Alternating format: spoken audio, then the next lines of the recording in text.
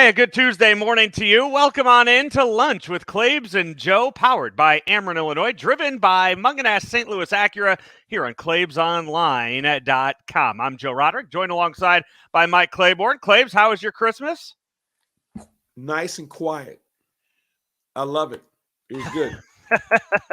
Had a couple of people over and we hung out, and it was tough because we lost Demetrius Johnson the day before, but I made sure I had people around me. We all knew him, and we just told stories, but it was nice and quiet, and I like it that way. That's good. I didn't have to assemble toys or do any of that stuff, so I'm good. I'm out of the toy assembly game Good for you. as well. Now it's I think it was mostly just Legos, so he assembles those himself. Good. So Yeah. the three most feared words for a parent during Christmas: some assembly required. Yeah, that I ran into that 2 years ago when we got him a basketball hoop Uh-oh. that's in the driveway, and yeah, putting that together the night before Christmas in the garage when it was below freezing, never again. No, Never, no, no, no, no, no. no. I don't know how much it would have cost to Man, come. just pay for Yeah, somebody else to do it. yep, yeah. It's It keeps times the like that. economy Yeah. flowing. Mm-hmm. So but yeah, now it's just Legos that'll keep him quiet too till school gets back. So I think he's only put together about 2 of the 5 or 6 big ones that he's gotten so far. So Good. yeah, he's set to go with that. Coming to you a little early today, Claibs. You have some obligations over on the Mighty Mox over on Camo X, so you'll I be am doing working that with later today. John Hancock today. John's a good friend, and he and I are filling in this afternoon. I'm looking forward to it.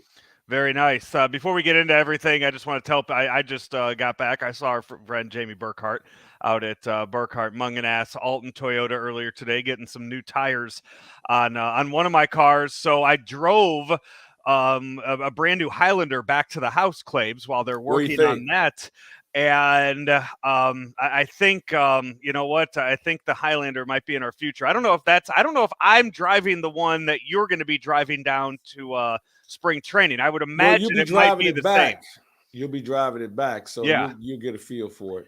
But yeah, it's a big car, big I need something screen on big. the There yeah, you big go. screen there in the with everything on the dashboard and a lot of cup holders too. That's Well, so important. here's the thing: we need to let everybody know about what they do at Munganast Burkhart Toyota over in Alton.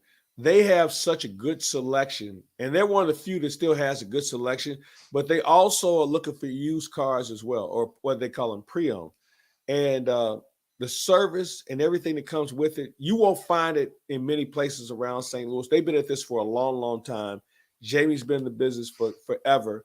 And you never hear a bad word said about him or his staff, and because they're all about treating people the right way. So if you're thinking about it, maybe 2023 is your year where you need to get another car. Maybe it's for your kid, or maybe it's for your significant. That's where you start. And I guarantee if you start there, you'll finish there, because they're not gonna get outsold. They're not gonna get beat when it comes to making a deal that's gonna work for both of you. You know, a lot of times you think, well, they're gonna do this or do that. No, they work with you.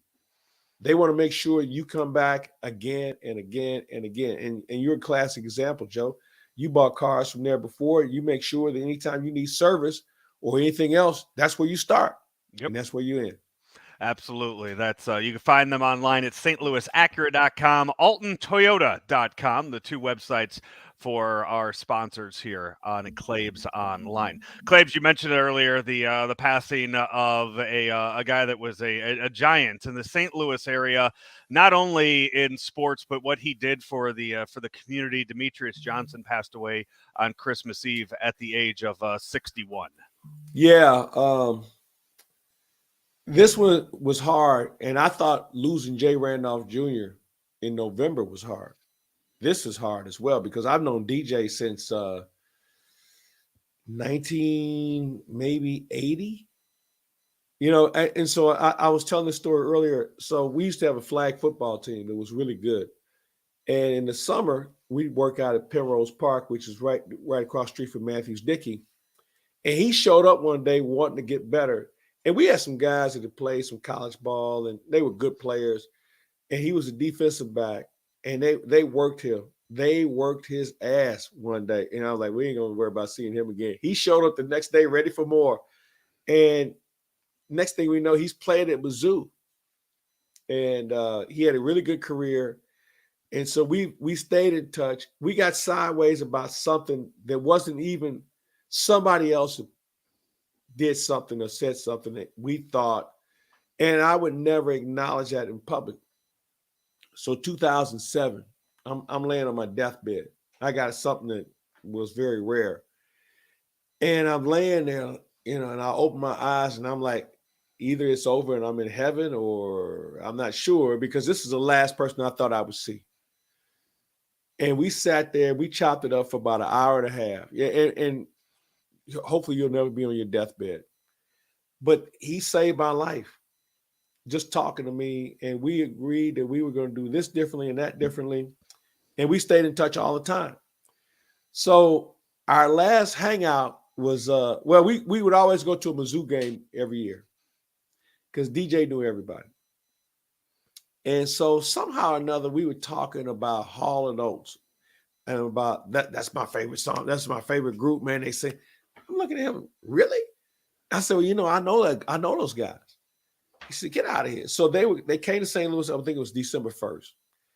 And it was him, his wife, my significant, Dr. Rick Lehman, and Dee Dee James, who was with Dirty Buzz. We all went, we had these primo seats. And DJ was having the time of his life, listening to all these songs. And that was our last time together. But we would talk every day or every other day about a lot of things. And then he was having a problem with somebody, and they wanted to have a sit down. And I'll never forget it. We talked that Wednesday. He said, I will only go to this sit down if you're going to be there. And I was like, well, yeah. I said, we'll do it next Tuesday. So we agreed. He fell ill on Friday, went in the hospital, and his Sunday was his giveaway for his toy giveaway and meals for families at Union Station, the hotel at Union Station. And the person who he was sideways with, I showed up. I said, well, I know you guys are one short. Let me help. And the guy he was sideways with showed up as well. And now we got more people than we need. So now all of us are sitting in the corner, Mike Jones, Jimmy Collins, a bunch of different guys, and we chopping it up about how we can fix football. I never had more fun seeing guys I don't normally see. And DJ's the sort of guy that he can get everybody in the room when you least expect it. So he's a great friend. I'm going to miss him.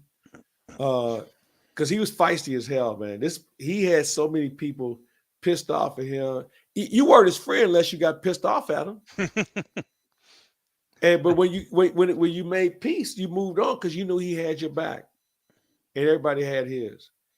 And I will miss him as a confidant, as a friend.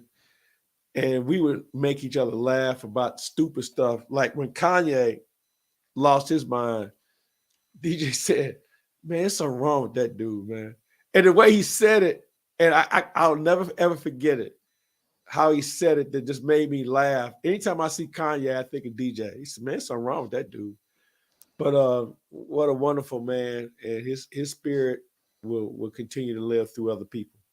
Well, Claibs, let's take a quick break here. Let's reset, and when we come back, we'll talk a little NFL football, maybe get into some college stuff as well, right here on Lunch with Claibs and Joe, powered by Ameren, Illinois, driven by Munganess St. Louis Acura.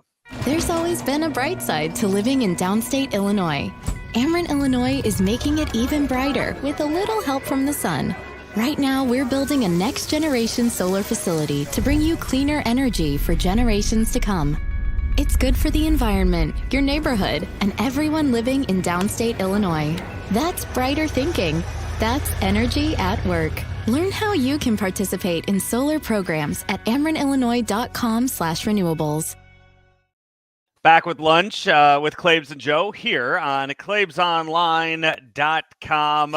Claibs, as we head into the new year, we're just a few weeks away from the Cardinals winter warm-up. That'll be the weekend of January 14th through the 16th. Folks can go online and see all of the players that'll be available there for that weekend. I know Wilson Contreras also will be in town on that final day for that, so folks can see the newest St. Louis Cardinal as we wait for them to make some more moves. Yeah, if you haven't been to the winter warm-up, and we haven't had it for a couple of years, obviously because of COVID, it is like, for me, the official start of the baseball season, where most players show up. We've only had a couple of guys who didn't show for one reason or another. There was one guy who blew it off. And Tony went out of his way to bury his ass, and he didn't survive after that. It's a tradition. Nobody gets paid. This is all what we do. And you get a chance to meet players and talk to them. But also, it's going to be at a different venue. It's going to be not only at Busch Stadium, but also around Ballpark Village. So this is a different setup compared to being at a hotel. So there are a lot of things you'll be able to experience with regards to the Cardinals in the museum and the Hall of Fame and Cardinal Nation. So I'm looking forward to this year more than others because of the change in venue. So that's coming up in a few weeks. That'll also be the first week of the NFL playoffs. The picture, I want to say it got more clear, a little clearer this weekend. I don't think it did. I was about to say, dude, you tell me how you saw it come clear, because I didn't. You would think that by week 17 of the season, we'd have a pretty good idea of at least 6 of the teams that are in it on both sides, but with a hell of a lot of teams basically just saying, nah, you know what? I don't think I want to be in this year. It's it's going to make for some interesting 6 and 7 seeds in the playoffs. The NFL, they get a lot of things wrong, but the way their playoff setup is, those final, and I always tell people, and I told you this before, you never bet opening weekend or the last weekend, because there's just too many things that could go wrong. And they keep a lot of teams relevant, okay? I mean, like in baseball, the Pittsburgh Pirates are done, okay, before it starts, or the Baltimore Orioles. But in football, you have everybody who thinks they have a chance. And I say that even with Houston, who is 1 in 100, they still can be relevant because they can decide who else doesn't go to the playoffs. And that's what makes the NFL fun for those reasons and then some. Yeah, as you look at it, you talk about teams that are done. I mean, I think that one of those teams, you look at Jacksonville. That's a team that I think we looked at and we're like, okay, you know what? It's going to be another, maybe if they could turn things around. Season. Yeah, maybe they'll turn it around this year. Good draft choice. Yeah. Go again. And then you see those first few weeks. You see those first few weeks of the season, and you go. I mean, they went on a 1, 2, 3, 4, 5 game losing streak. They were 2 and 6 at the beginning of the year, and you're thinking, okay, another year of Jacksonville being bad.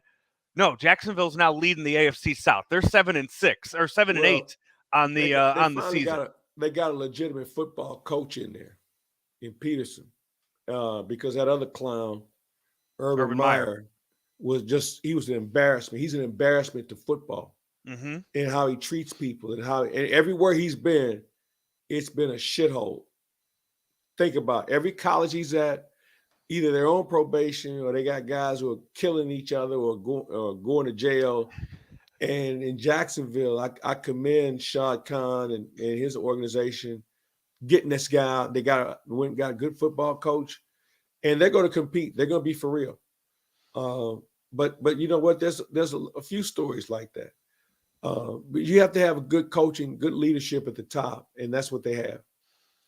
Yeah, and then the Bengals now continue their run. They're 7 and 4, or the 11 and 4 on the season with a 7-game win streak. The top of that AFC, when you look at Buffalo, Kansas City, Cincinnati, you're not getting a better 1, 2, 3 than what those 3 teams are bringing to the table. It does kind of drop off there. That's when you start talking about Jacksonville, the Ravens. I mean, the Ravens, they're putting with the quarterback they have now, Hunley, Tyler, is it with the quarterback that they've been putting out there the past few weeks? If Lamar Jackson's healthy, that makes them somewhat of a threat in the playoffs. I don't know what the hell's going on with Miami now. Well, that's a great point because Tua is now in the concussion protocol again. Third time this season. So you know what? You have to start thinking about, does he have a career? Does he have a future? Because if I had 3 concussions, I'm probably doing something else. Yeah. I'm probably trying to be a broadcaster or a coach or something. We've seen what concussions can do to people. And I really think he's got to consider what's next. And if you're the Miami Dolphins, you might want to think about going and finding yourself another quarterback. You don't have any draft picks right now in the top of there. You gave up a lot of draft picks to get Tyreek Hill on the team. There's going to be a lot of free agents floating around out there with quarterback experience. It's a matter of, can those guys work in your system? Well, you know, I think the hottest guy is Gardner Minshew because he's been around, he gets it. He did a phenomenal job the other day, you know, filling in for Jalen Hurts. You're right. There's going to be some experienced quarterbacks that are going to be moving around, but I think your point is so valid with regard to, does he fit the system? Do they have offensive linemen? Right. Because if the teams we talked about at the beginning, you look at those teams, they all can run the football. Mm-hmm. They've got a good passing game. But in a pinch, if it's third and 5, 3rd and 6, they can run it.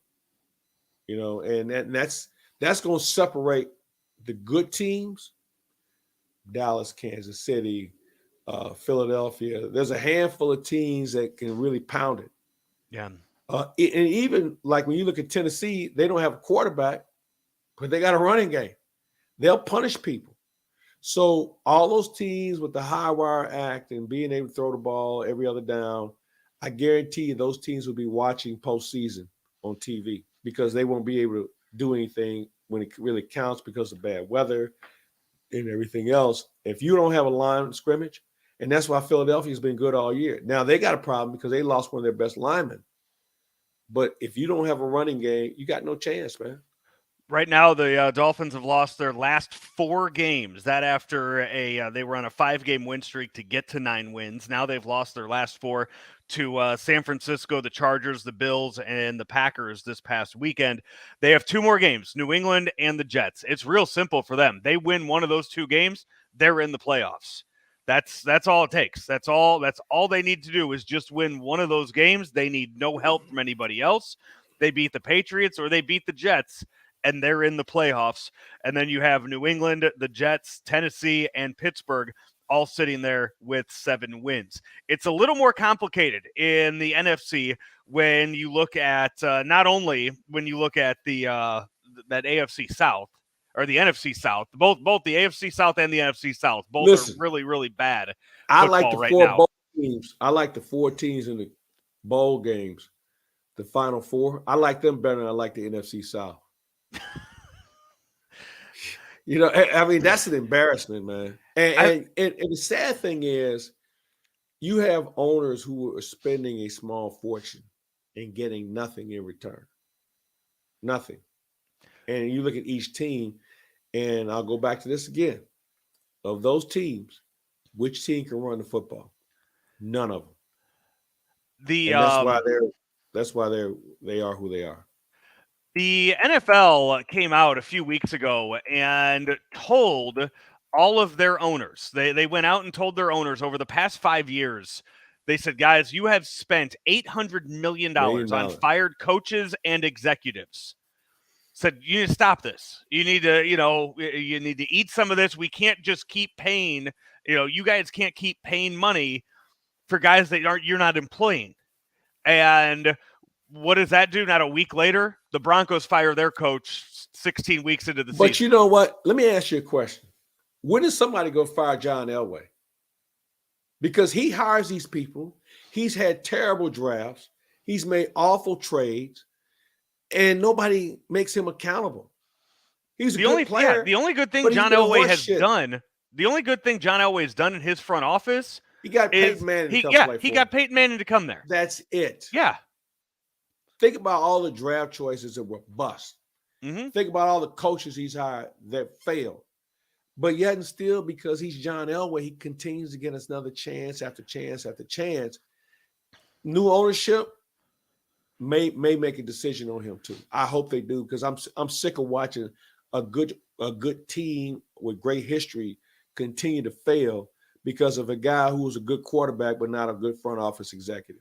And that's new ownership is what's going to make a transition like that easier. You can go to him and you could say, hey, look, we could say it's mutual. We can say that you want to go, you want to go enjoy retirement and move on from this. And we can make it all seem like we're just coming in here fresh, even though we all know it's because you just didn't do a good job. But we could, everybody could save face and we could start fresh on this. But that's, I'm trying to think of an instance where a team was forced to fire a legend like that, where you have a guy come in because, you look at some of the case. I mean, Derek Jeter failed in Miami, but it was easy because that was the Miami Marlins. Derek Jeter had zero ties to the Miami Marlins, and thus when it didn't work out, you know what? It didn't look bad for him. He's got a lot of money in the bank. The Marlins, okay, that really wasn't their identity. Okay, we break it off, whatever. We all go our separate ways and we pretend it never happened. Yeah.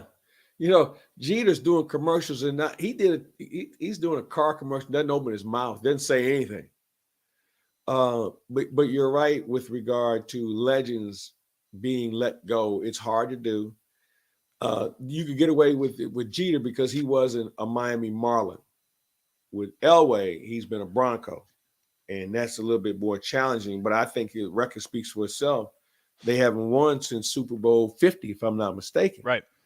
Haven't made the playoffs in 7 or 8 years. So that's a situation that we're going to take a closer look at. And, there's some other people around the game who probably are looking at that situation also. Yeah. Nolan Ryan, I think his issue in Texas, when the Rangers let him go, I know that was ugly. That was weird. It was ugly the way that ended.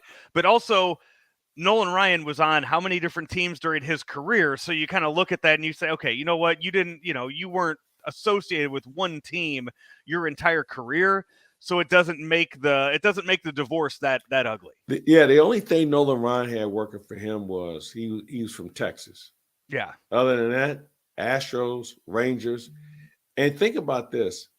If Nelson Cruz catches one fly ball, Nolan Ryan's whole history would be different. His legacy would be different.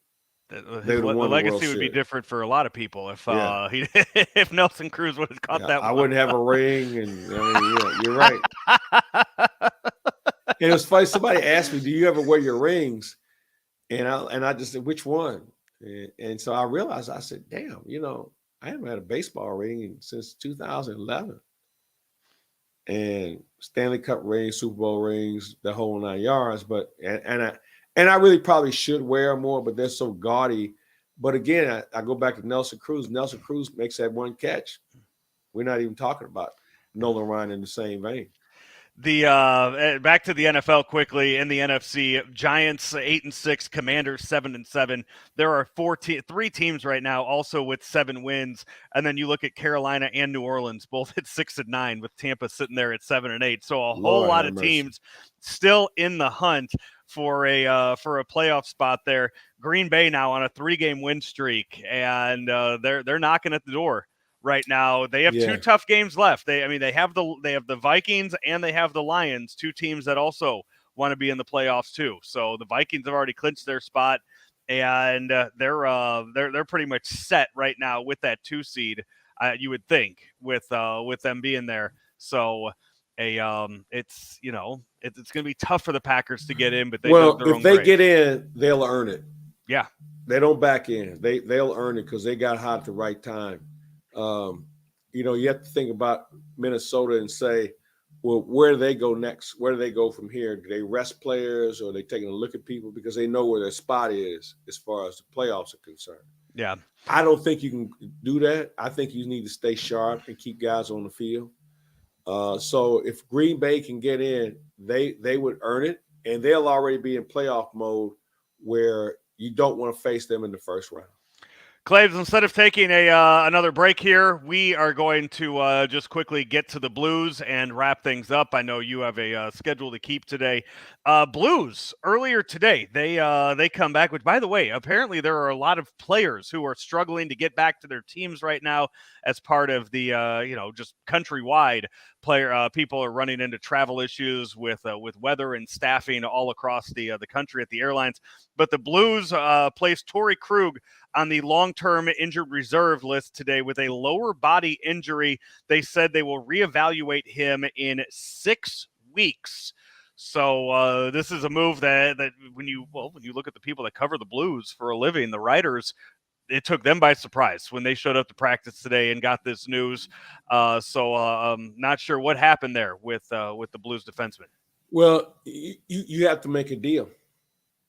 You can't go 6 weeks without him and not make a deal if you think you can get in the postseason. And there's some defensemen that are out there, but they're in tough situation right now. I mean, Krug hadn't played his best hockey this year because he's been hurt, and I think that his size has hurt him, especially when you don't have a team that's got a lot of size defensively. But they're going to have to make a deal. Some good players is about to be shipped out because you have to have a legitimate defenseman to shore up things on the back end. And where Doug Armstrong pulls this one out of his hat, this will be the most challenging situation he's dealt with. Getting someone to fill in because you don't really have a legitimate sixth defenseman. I mean, you're overplaying some guys and they're getting exposed. But Krug was a guy that you needed on the power play. He's one of your top four. And he was sometimes overmatched physically, but at the end of the day, he was good for your power play. So you're going to have to go out and get somebody. Period. Blues 500 right now, 16-16-2. They host the Maple Leafs tonight, 21-7-6. On the season, so starting off after the Christmas break with a very, very good team there at Enterprise. They're going to have their hands full. And this is when you really start to pay closer attention to your hockey team. As I told you, I don't really care until we get to January 15th. But right now the Blues, and it's almost an annual thing, Joe, where they always run into trouble of some sort, whether it's an injury or a trade or whatever. But this is going to be a turning point for them for this reason. If they can't make a deal to fill in for Torrey Krug, then they're going to be sellers, and they'll wipe the season away. Yeah, we'll listen to what you and Alex Ferrario have to say in the next Ferrario Face-Off coming up here on claibsonline.com. Some exciting news coming your way for the new year. We hope to bring that to you in the next week or two with some new things you're going to be seeing here with us on claibsonline.com. Aside from that, Claibs, anything else on your agenda this week? Man, just trying to beat this cold weather. I mean, it really does things to me. I mean, I'm getting through that. We're going to hopefully visit with Kevin Weeks later in the week, get his thoughts on the NHL and certainly the St. Louis Blues dilemma. And we have a couple other announcements we're going to make later in the week or next week. And we look forward to having everybody be part of that. So we'll see where it goes from there. He is Mike Claiborne. You can hear him later today. What time on KMOX? 1:00. All right, 1:00. Fill it in this afternoon over on KMOX. He is Mike Claiborne. I am Joe Roderick. This has been Lunch with Claibs and Joe, powered by Ameren, Illinois, driven by Munganass St. Louis Acura, Munganass Burkhardt, Alton Toyota, here on claibsonline.com. As one of St. Louis's fastest growing companies and largest private companies, St. Louis Acura is proud to serve you and remains committed to becoming better than ever for you. As new Acuras become more available every day, we are not backing down from selling 100% more quality pre-owned vehicles than ever before. We want customers that appreciate our friendly, outgoing team and our award-winning service because at St. Louis Acura, we are better than ever for you.